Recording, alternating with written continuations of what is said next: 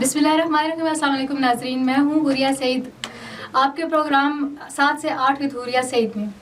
नाज़रीन, आज हम बात करेंगे लॉयर प्रोटेक्शन एक्ट के हवाले से। रावलपिंडी में 3 दिन पहले एक वकील साहब इमरान शेख जिनका नाम है, वो अपने बच्चों को छोड़ने के लिए स्कूल जाते हैं और रास्ते में उन पर हमला होता है और वो उसी वक्त ऑन द स्पॉट जाँ बहक हो जाते हैं। इसी तरह कुछ दिन पहले पेशावर हाई कोर्ट में हमारे एक सीनियर वकील हैं लतीफ़ अफरीदी साहब, जिनको बार में के अंदर ही गोली मार के शहीद कर दिया जाता है। इसी तरह से पिछले 1 साल से कई वकला को निशाना बनाया गया है। इस सिलसिले में वकला बरादरी क्या कर रही है और हुकूमत इस सिलसिले में क्या फ़ैसला अंजाम दे रही है, और लॉयर प्रोटेक्शन एक्ट तश्कील दिया जा रहा है। इस सिलसिले में बात करने के लिए हमने अपने प्रोग्राम में दावत दी है सर आगा साजिद शाह को। अस्सलाम वालेकुम सर। वालेकुम अस्सलाम। सर, आप क्या बात करना चाहेंगे लॉयर प्रोटेक्शन एक्ट के हवाले से? ये क्या है, इसमें कितनी शिकें हैं और क्या क्या है शिक है इसमें? जी बिल्कुल, बिस्मिल्लाहिर्रहमानिर्रहीम।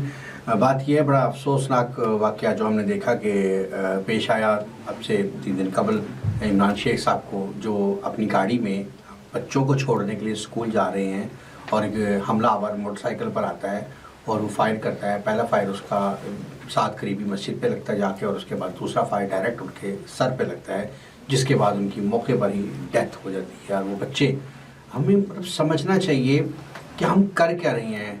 मैं जब उन बच्चों के बारे में सोचता हूँ कि जिन्होंने अपने फादर को, कि जब बच्चा छोटा होता है तो वो सोचता है कि मेरा फादर पूरी कुल कायनात उसके अंडर है या उसको कंट्रोल ओवर कर रहा है, उसके बाद वो इतना बेबस होता है कि उसको वहाँ मर्डर कर दिया जाता है और वो बच्चे देखते हैं उनके जहनों पर क्या असरात है। फिर हम कहते हैं यही बच्चे बड़े होकर दहशतगर्द बनते हैं और ऐसा और सो। तो ये हम कर के रहे हैं। लॉ एंड ऑर्डर सिचुएशन है कहाँ पे? अब आप अगर उस मौके को देखें जाके, वहाँ पर जहाँ ये मर्डर होता है वो लोकेशन क्या है, वो इतना हसास इदारा है कि वहाँ पर हसास इदारों की जो तनसीबात है वहाँ पर मौजूद हैं और रशी एरिया है। ऐसा नहीं है कि जहाँ पे कोई खामोश एरिया, और दिन सुबह यानी 8 बजे का टाइम है जब रोड बहुत ज़्यादा बिजी होते हैं, उस वक़्त वो बड़ी आसानी के साथ आता है, फायर करता है और चला जाता है। वजूहात क्या थी वक्त के साथ साथ सामने आएंगी, लेकिन हैरानगी की बात है। फिर हम देखते हैं कि सेम डे वक़ुआ होता है पेशावर हाई कोर्ट में, जहाँ बार रूम के अंदर घुसकर सिक्योरिटी लैब्स की देखिए बात हमेशा बात की जाती है कि वकला को चेक नहीं किया जाता, वकला को चेक नहीं किया जा सकता सो, लेकिन ये अपने ऊपर से बर्डन उतारने की बात है, शिफ्ट करने की बात है कि वेरी सिक्योरिटी के बार रूम के अंदर घुसकर फायर कर दिया जाता है और कोई पूछने वाला नहीं है। और इस तरह के हालात में खुदा न खास्ता आइंदा क्या हम देख रहे हैं कि पाकिस्तान के अंदर जो जैसे बार रूम्स हैं, एक सेफ एरिया होता है, वकला वहाँ पर इजी बैठते हैं, तो वहाँ पर अगर फायर कर दिया जाता है तो फिर इसी तरह सेफ और सिक्योरिटी कहाँ पर होगी? तो वकला अनसेफ है पूरे पाकिस्तान के अंदर। इंतहाई ख़तरनाक सिचुएशन है। क्योंकि मैं एक चीज़ यहाँ पर लाजमी ऐड करना चाहूँगा, वकला अपने केस को कंटेस्ट करते हैं और समटाइम्स वो किसी भी साइड से हो सकते हैं, कभी मुलज़िम साइड से या कभी कंप्लेनेंट साइड से। तो उनको जो ब्रीफ किया जाता है या उन तक जो वाक़यात पहुँचते हैं, उन्होंने उसको रिप्रेजेंट करना होता है कानून की ज़बान में जुडिशरी तक, जिसके बाद डिसीजन आना होता है। तो अब हमें नहीं पता होता कि जब हम रिप्रेजेंट कर रहे हैं तो हमें कौन ऑब्जर्व कर रहा है, किस नज़र से कर रहा है, तो हमें फिर हमारे लिए सेफ्टी क्या है। अगर ये बार और बेंच एक दूसरे के लिए लाज़मी मलज़ूम है, अगर ये बार्स कमज़ोर हो जाती हैं या वकला को खुदा न खास्ता इस तरीके से ख़त्म करने का एक तरह सिलसिला शुरू हो जाता है, तो क्या आने वाले टाइम में हम इंसाफ नज़र आता हुआ देख रहे हैं?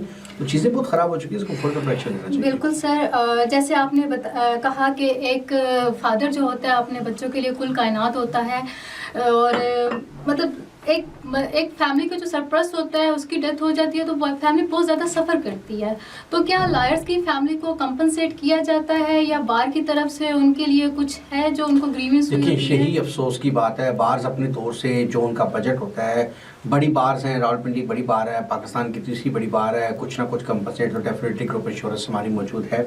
अदर हमारे कुछ फंड्स मौजूद हैं जो इस हवाले से कुछ ना कुछ अकोमोडेट करते हैं। 2 चीज़ें हैं, एक तो जान का नेमुल बदल पैसा नहीं होता, और दूसरी बात है कि उस कदर फंड्स नहीं हैं कि उनके बच्चों का या उनके घर वालों का कोई हम वज़न उठा सकें। एक नॉमिनल सा कर भी दिया जाता है तो छोटी बार्स वो भी नहीं कर सकती। तो देख रहे हैं कि गवर्नमेंट लेवल पे क्या किया जा रहा है? जब हम देखते हैं कि तमाम इदारे जो इस्टेब्लिशमेंट डिवीजन के हवाले से या गवर्नमेंट जितने भी मुलाजमीन हैं उनको हेल्थ इश्यूज़ के हवाले से और दीगर इंश्योरेंस के हवाले से या उनको जो वज़ीर-ए-आज़म पैकेज है, खुदा न खासा हादसाती मौत होती है तो उनको पैकेजेस मिलते हैं।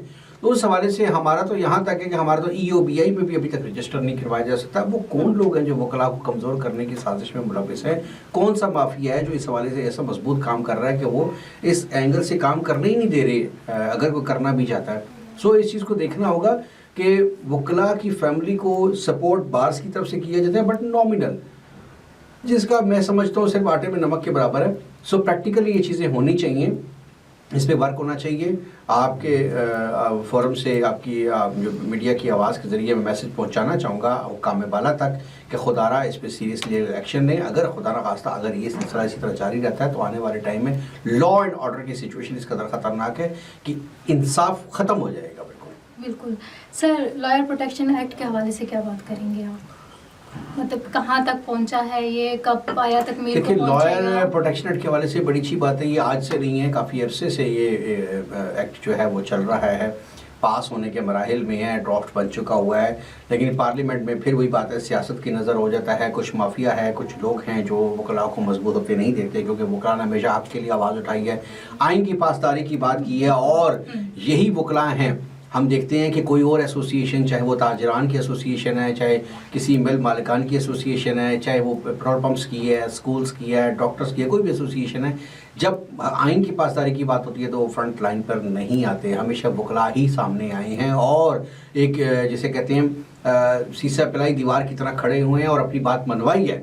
सो ये चीज़ लोगों को खटक रही है और वो कभी भी इसको मजबूत होने नहीं दे रहे। प्रोटेक्शन एक्ट जो है, वकला प्रोटेक्शन एक्ट, वो मौजूद है, और दूसरी तरफ हम देखते हैं कि हुकूमत को होश नहीं है, सिर्फ और सिर्फ उनका इकोनॉमी पे तवज्जो नहीं है, उनकी प्रोजेक्ट्स पे तवज्जो नहीं है, उनकी जो मुल्क की इंटरनेशनल पॉलिसी है उसके ऊपर तवज्जो नहीं है, सिर्फ और सिर्फ उनका फोकस है अपनी सीट पिछाना, कभी एक के खिलाफ अदम एतमाद आता, कभी दूसरे के खिलाफ अदम एतमाद आता, और नंबर गेम पूरी की जा रही है, जिसके बाद ये भी सियासत की नज़र हुआ है और तवज्जो नहीं है। तो मैं खुदारा हुक्काम बाला से ये बार बार रिक्वेस्ट करूंगा, और ख़ास तौर पर बार एसोसिएशंस को भी कहूँगा, जो स्टैट्यूटरी बॉडीज़ हमारी, Pakistan bar council, Punjab bar council, Sindh bar council, दीगर KPK बार काउंसिल और जो बलूचिस्तान का बार काउंसिल्स हैं, कि अब खुदारा होश के नाखुन लें, अब नहीं तो फिर कब।